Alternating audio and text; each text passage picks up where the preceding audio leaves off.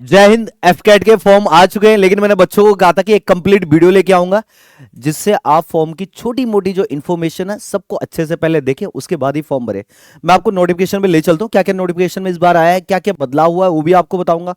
कौन कौन बच्चा फॉर्म भर पाएगा वो सब बताऊंगा। तो सबसे पहले मैं आपको बताता हूँ, इस बार एफकेट ने जो डेट डाली थी 17 नवंबर से 14 दिसंबर के बीच में डाली थी कि आपको जो फॉर्म भरना है इसी डेट के बीच में भरना है। और मैंने बच्चों को कहा था कि ना ही शुरू में भरना है ना ही लेट में भरना है, बीच के जो टर्म्स हैं, बीच के जो दिन है वहां पर आपको भरना है, ठीक है। और इस बार fcat.edcil.in अभी तक आप देखेंगे 2025 तक जो एफकेट को कराता था वो सी डैक था, लेकिन इस बार संस्था चेंज हो चुकी है। यानी इस बार एफकेट डॉट सी डैक की जगह EDCIL एडिसिल ये आ गया है जो इस बार फॉर्म कराएगा। इसीलिए क्या हुआ है कि इस बार एक ही डेट दी है एग्जाम की और वो पहले से क्लियर है। 31 जनवरी 2026 को शनिवार को पेपर होने वाला है। यानी आपके पास पूरी इंफॉर्मेशन है कि 31 जनवरी को ही पेपर होगा और एक ही शिफ्ट में पेपर होगा। अभी तक जो इंफॉर्मेशन यहां से मिली है, ठीक है। अगली हम बात करें, candidate applying for the examination should, सबसे पहले डेट दी है। दूसरा उसके बाद क्या है कि उसके बाद बच्चों के एसएसबी के लिए जो प्रोसेस वो आगे होगा। हम बात करते हैं सबसे पहले एंट्री, ब्रांच, कोर्स नेम और वैकेंसीज की। फ्लाइंग ब्रांच की अगर बात करें, मैन की 34 है, वुमेन की 4 है, ठीक है। अगर ग्राउंड ड्यूटी और ground duty non technical, technical non technical की अगर बात करें तो लगभग लगभग मैन की अलग अलग यहां पर दी है, वुमेन की दी है, मैन एसएससी की दी है और वुमेन जो है उसके एसएससी की दी है, ठीक है। उसके बाद ground duty non technical staff की जो वेपन सिस्टम है उसमें 21 है, एडमिन की 48 है, लॉजिस्टिक की 9 है, अकाउंट्स 8 है और फिर 2 है, फिर 1 है। ये वैकेंसीज हैं जो इस बार दी हुए। अब देखिए कौन सी वैकेंसी बच्चा अप्लाई कर पाएगा, कौन सा उसका एग्जाम है, तो उन सबको अभी हम आगे जानेंगे, ठीक है। उसके अलावा एनसीसी से 10% सीट रिजर्व रखी है सीडीएस वैकेंसी, यानी सीडीएस वालों के लिए। और उसके साथ 10% सीट आउट ऑफ एफकेट, यानी जो आपके एनसीसी के थ्रू आएंगे। 10% seat out of affected vacancy for SSC के लिए, अच्छा जो एसएससी के थ्रू आएंगे उनके लिए है। और 10% सीट ये किसके लिए है, ये है एनसीसी स्पेशल एंट्री के लिए, ठीक है यहां तक। और देखिए vacancy indicate are tentative and subject to serving requirement date may change actual would depend on the मैंने, ठीक है। उसने कहा कि भाई अगर कुछ चेंजेस है तो ये पहले से ही आ जाएगा नोटिफिकेशन, ये सब लिखा हुआ है। अब आते हैं परमानेंट कमीशन। देखिए क्या है, पहले एफकैट के कुछ पोस्टें परमानेंट कमीशन में थी, फिर उन्हें परमानेंट से हटा दिया गया था, लेकिन इस बार फिर कुछ पोस्टों को परमानेंट कमीशन पर रखा गया। वो है candidate joining as permanent commission officer in technical branch would continue to serve till the age of the superannuation in their respective branch as per their rank। वो कह रहा है जो ये रैंक है टेक्निकल ब्रांच की, इसमें जो कैंडिडेट जाएंगे मैन वुमेन उनके लिए इस बार परमानेंट कमीशन रखा हुआ है। यानी आप लास्ट तक जो भी एज क्राइटेरिया होता है इंडियन आर्मी का, जो बाकी एनडीए और सीडीएस के थ्रू होता है, वही एज आपका इसमें रहने वाला है। यानी उस एज तक आप क्या कर पाएंगे, सर्विस को कंटिन्यू कर पाएंगे, ठीक है। बाकी करेंगे शॉर्ट सर्विस कमीशन की बात करें, शॉर्ट सर्विस कमीशन है फ्लाइंग ब्रांच में 14 ईयर्स का होता है, ठीक है। और SSC officer would be period of 10 years, extension of 4 years may be granted to subject. 10 years का होता है, 4 साल का। वो कह रहा है कि उसमें क्या हो जाए, एक्सटेंशन हो जाएगा। डिपेंड करता है सर्विस रिक्वायरमेंट, वैकेंसीज है, कोई करना चाह रहा है कोई नहीं करना चाह रहा, वो सब डिपेंड करता है, ठीक है। ठीक है, यही वो कह रहा है कि कुछ परमानेंट कमीशन है वो डिपेंड करता है कि कौन सी वैकेंसी अगर किसी की आई है, विलिंगनेस, सुटेबिलिटी, तो ये सब है उसमें परमानेंट कमीशन में भी दे रहा है कि permanent commissions would be consider subject to service requirement, ability of vacancies, willingness, merit to as per prevailing policies. ये अपनी पॉलिसीज के बारे में इन चीज पे लिखा हुआ है, ठीक है यहाँ तक। अगला बात करें, SSC officers are not entitled for grant of pension. अब वो कह रहा है शॉर्ट सर्विस कमीशन जो है, शॉर्ट सर्विस कमीशन उनके लिए पेंशन नहीं है। बाकी आप जानते हैं पेंशन है। एज की मैं अगर बात करूं, सबसे पहले फ्लाइंग ब्रांच के लिए, अब ये जानना जरूरी है बच्चों को, क्योंकि बच्चा क्या करता है एज की वो डेट नहीं देखता, उसे लगता है सर 24 है मैं किसी भी महीने की तारीख को भर दूंगा, लेकिन साफ साफ लिखा रहेगा।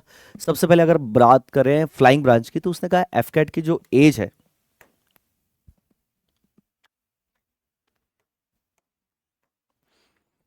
2 जनवरी 2023 से 1 जनवरी 2027 तक जो भी बच्चे इस डेट के बीच में हैं तो इस फॉर्म को भर पाएंगे। और upper age limit are current commence और उसका 26 ईयर बिटवीन 2 ईयर्स। हाँ, ये उसके लिए कि अगर कोई कमर्शियल पायलट है, किसी ने कोर्स किया है, तो उसके लिए अप टू 26 ईयर्स होगा। और वो जो डेट है 2 जनवरी 2001 से कहाँ तक है, 2007 तक। यानी अगर नॉर्मल ग्रेजुएशन आपने की है तो आपके लिए ये है, लेकिन अगर आपने कोई कोर्स किया है जो कि किसका आता है, कमर्शियल पायलट का कोर्स किया, तो उनके लिए थोड़ा सा छूट है, और वो 26 साल तक है। वो है 2 जनवरी 2001 से 1 जनवरी 2007। लेकिन इसके लिए फिर आपको कोर्स का सर्टिफिकेट दिखाना पड़ेगा, जो डिग्री है वो आपको दिखानी पड़ेगी, ठीक है। अगली बात करते हैं ग्राउंड ड्यूटी की, टेक्निकल और नॉन टेक्निकल ब्रांच की है। इसकी एज है 20 to 26। और ये कब से स्टार्ट है, ये होने वाली है यानी 2 जनवरी 2001 से 1 जनवरी 2007 के। अगर कोई बच्चा 1 जनवरी 2008 का नहीं भर पाएगा, कोई बच्चा 1 जनवरी 2001 का नहीं भर पाएगा, एग्जैक्ट आपकी डेट इन दोनों डेट के बीच में आनी चाहिए, तभी आप अप्लाई कर पाएंगे किसके लिए, ग्राउंड ड्यूटी के लिए। दूसरी है कि भाई शादीशुदा नहीं होना चाहते आप, मतलब शादीशुदा नहीं चाहिए एयरफोर्स में, ठीक है। और देखें, और वो कह रहा है डेट ऑफ बर्थ के बारे में आपको देना पड़ेगा कोई भी सर्टिफिकेट, 10th की मार्कशीट से ही काम चल जाता है।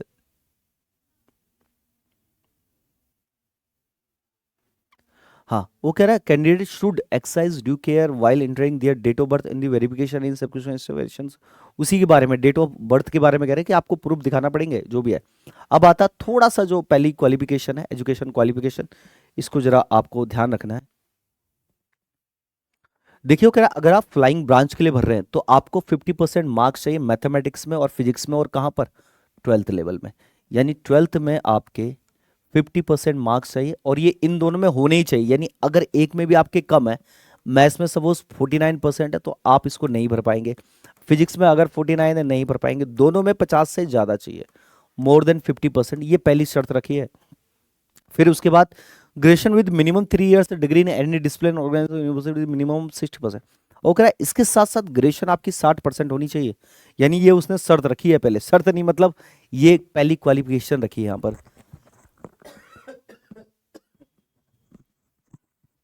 अगली बात, फिर दूसरी उसने चीज कहा है कि अगर कोई बीटेक है ना तो उसको बस 60% चाहिए, बीटेक 60% से उससे काम चल जाएगा। फिर ये नहीं देखना है आपको, सॉरी, ये वाला जो है डिग्री वाला, सपोज बीएससी वो नहीं है, यानी आपका बीटेक है उसी से काम चल जाएगा। अगली अगर बात करें, candidate who have clear section A and B examination associate members of engineer, तो उसको भी वही चाहिए यूनिवर्सिटी से 60%, यानी आपके ग्रेजुएशन में 60% चाहिए।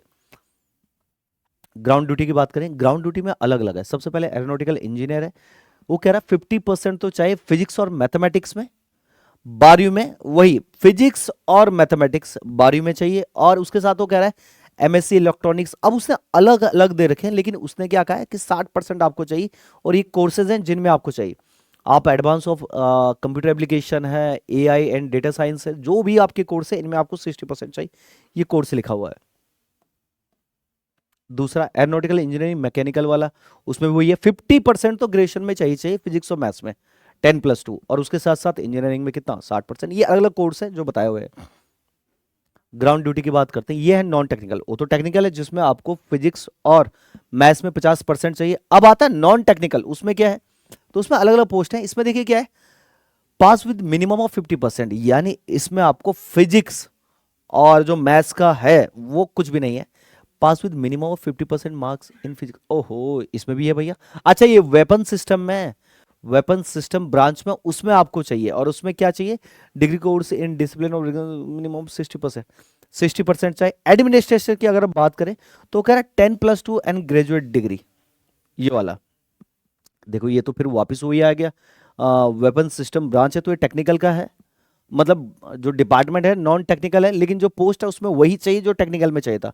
अगर हम बात करें एडमिनिस्ट्रेटिव और लॉजिस्टिक में, तो उसमें सिर्फ क्या चाहिए, 12th चाहिए और ग्रेजुएट डिग्री चाहिए। और वो कह रहा है जो ग्रेजुएट डिग्री है उसको भी क्या, रिकॉग्नाइज विद मिनिमम ऑफ 60%, वहां पर 60% चाहिए। यानी यहाँ पर 12th का कोई रोल नहीं है कितने परसेंटेज है, 12th चाहिए, और उसके साथ साथ ग्रेजुएशन में 60% चाहिए।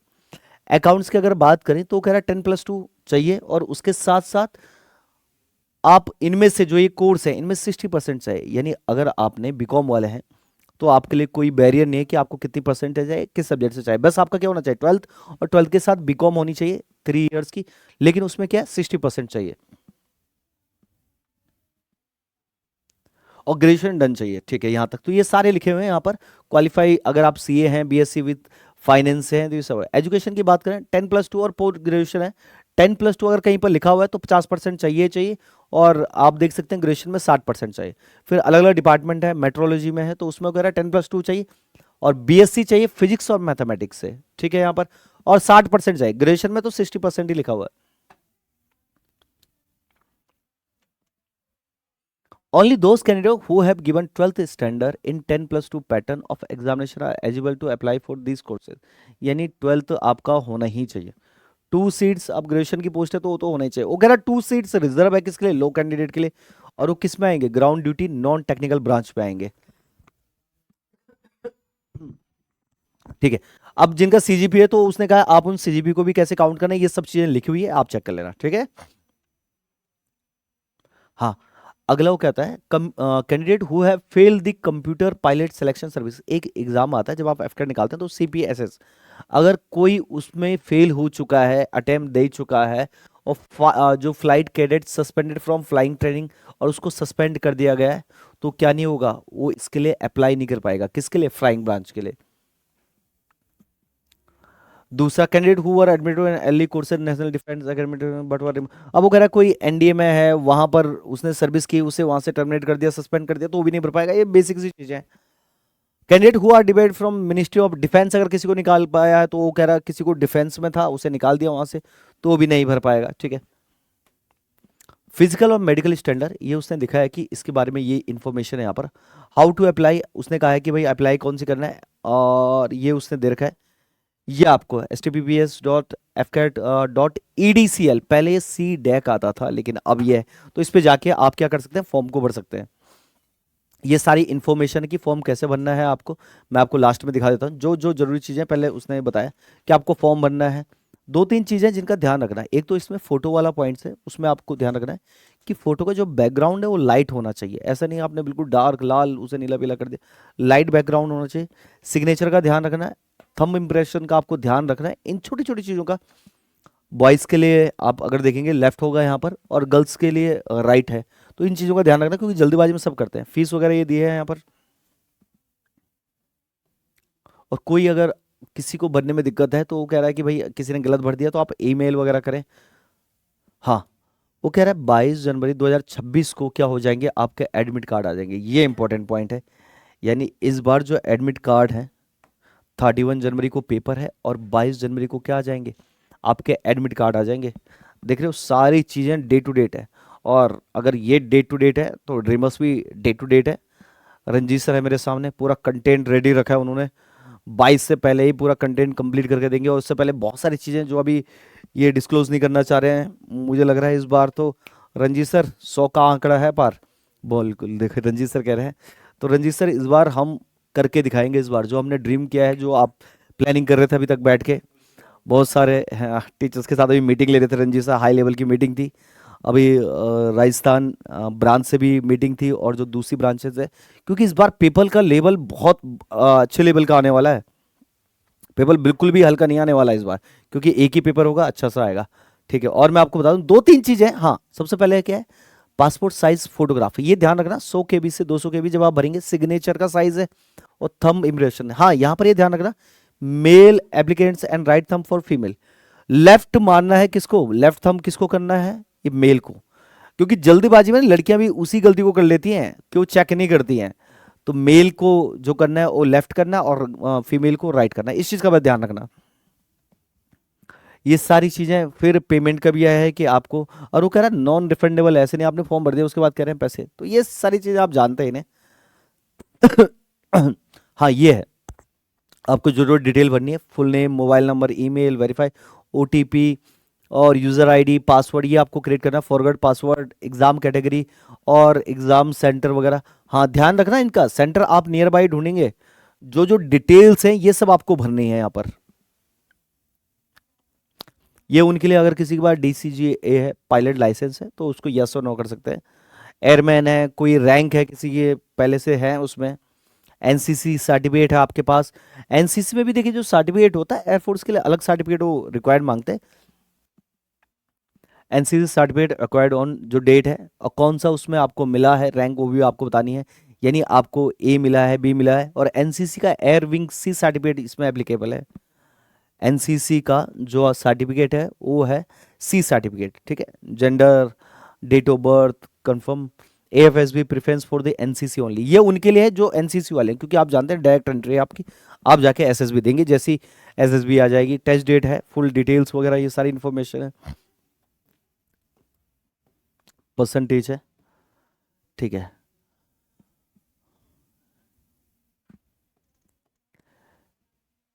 देखिए ये वो जरूरी इन्फॉर्मेशन जो बच्चों को पता होनी चाहिए, जिनको बताना जरूरी है, और एग्जाम की डेट भी आपके सामने है, एग्जाम डेट 31 जनवरी 2026 है। हाँ, और 8 बजे सुबह आपको पहुंचना है, रिपोर्टिंग टाइम 9:30 गेट क्लोजिंग, देख रहे हो सारी चीजें इतनी मतलब मतलब क्लियरली हर चीज मेंशन की है कि कब पेपर होगा, कब आपको आना है, कब है, और नॉर्मलाइजेशन भी दिया है। एक नॉर्मलाइजेशन मैं कहता था कि किस हिसाब से नॉर्मलाइजेशन करते हैं। और हाँ, थोड़ा सा मैं आपको पैटर्न बदल दूं, एफकेट के सिलेबस में इस बार बदलाव हुए हैं, ये मैथ्स में भी हुए हैं, रीजनिंग में भी हुए हैं, तो उसको ध्यान में रख के, और हम तो यहाँ पर आप लोगों के लिए प्रैक्टिस या जो पेपर सेट है वो भी वैसे ही बनाएंगे जो इस बार का पैटर्न है, नया पैटर्न आया है। आप जानते हैं कि एक क्वेश्चन पे वो कह रहा है कि 3 मार्क्स मिलेंगे और 1/3 कट जाएगा, यानी सीधा सीधा 1 मार्क्स कट जाएगा। 100 क्वेश्चन है 300 नंबर के। लास्ट टाइम मैं बता दूं, जो मेरिट लगभग 140 के आसपास गई थी मेरिट, ध्यान रखना इस बार मेरिट बढ़ने के चांस है, क्योंकि सभी बच्चे एक साथ देंगे। 1 मार्क पे भी 1 मार्क्स कटेगा, 3 मार्क्स मिलेंगे। और वो कह रहा है अगर आप अटेम्प्ट नहीं करते आपको कोई नहीं हुआ। ये नॉर्मलाइजेशन का फॉर्मूला, हमें जानने की जरूरत ही नहीं है, हमारे तो नंबर ही इस बार बच्चों के 200 पार आने वाले हैं, और उसके लिए हम प्रैक्टिस कर रहे हैं यहाँ पर। सिलेबस जरा मैं आपको बताता हूँ, ये मेन चीज़ है जो जो आपको पता होना चाहिए। ये इंग्लिश का सिलेबस है, कंप्रीहेंशन आ रहा है, डिटेक्ट एरर आता है, सेंटेंस कंप्लीशंस आ रहा है, उसके साथ synonym, antonym, cloze test, filling gaps, paragraph, idiom and phrases, analogy, sentence rearranging, ये तो सब्स्टिट्यूशंस, वन वर्ड, ये इंग्लिश का है। जनरल अवेयरनेस अभी रंजी सर लगे हुए हैं इन पे, नए जो आया है वो सर ने अपडेट कर दिया है। सर इस बार तो मेरे को लग रहा है कि बच्चों के लिए थोड़ा सा बढ़ गया है कोर्स।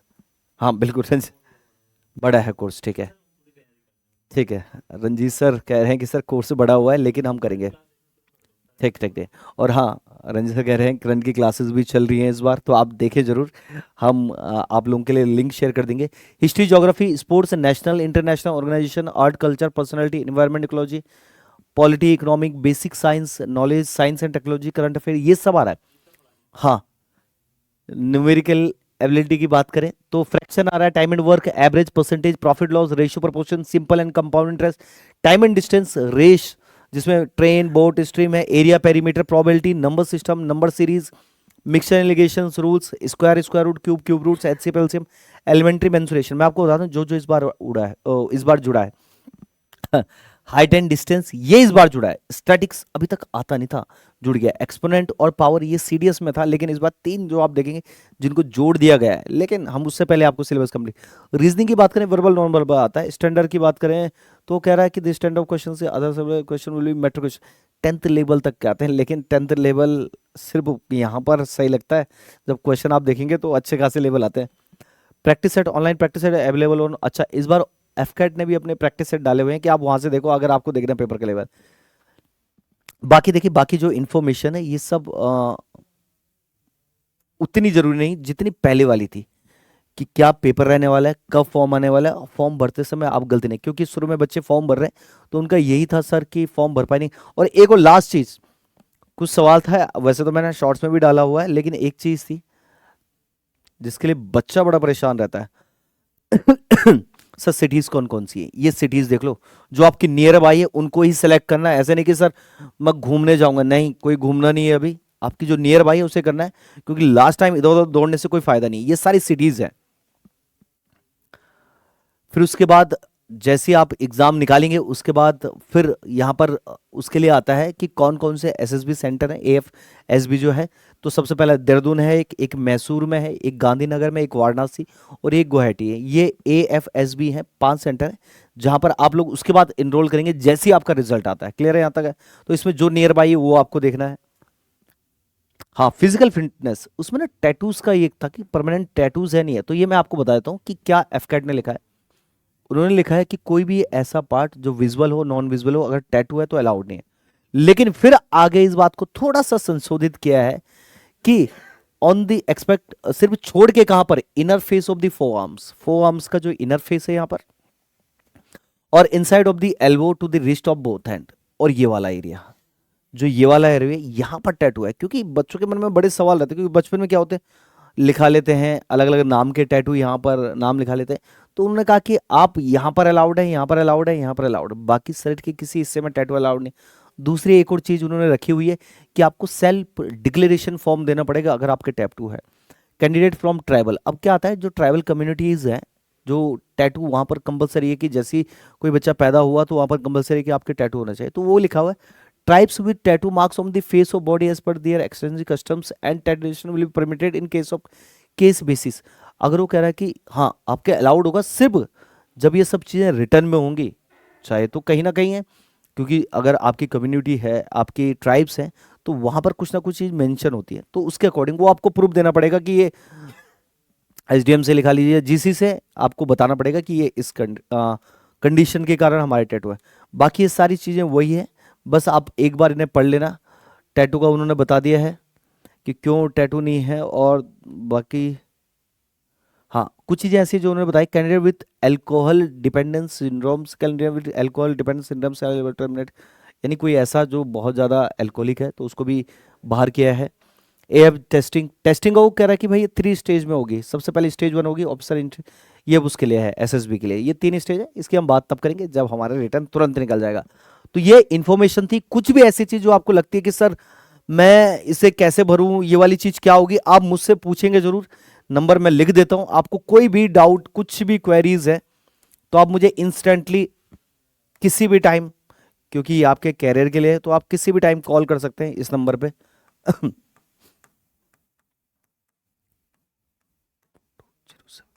कोई भी आपका कोई भी क्वेरीज है, फॉर्म भरने में दिक्कत आ रही, आप मुझे कॉल करेंगे, ठीक है। बाकी ड्रीमर्स के जो नंबर है उन पे भी कॉल कर सकते हैं, लेकिन फॉर्म गलत नहीं भरना है। तो आज के लिए इतना ही, कोई भी इन्फॉर्मेशन रह गई होगी तो आप मुझे टेक्स्ट करें, मेरे को कमेंट करें कि सर ये चीज़ छूट गई है, तो मैं अगले वीडियो में वो चीज़ करूंगा, और वो चीज़ हम वहां पर क्लियर करेंगे। धन्यवाद।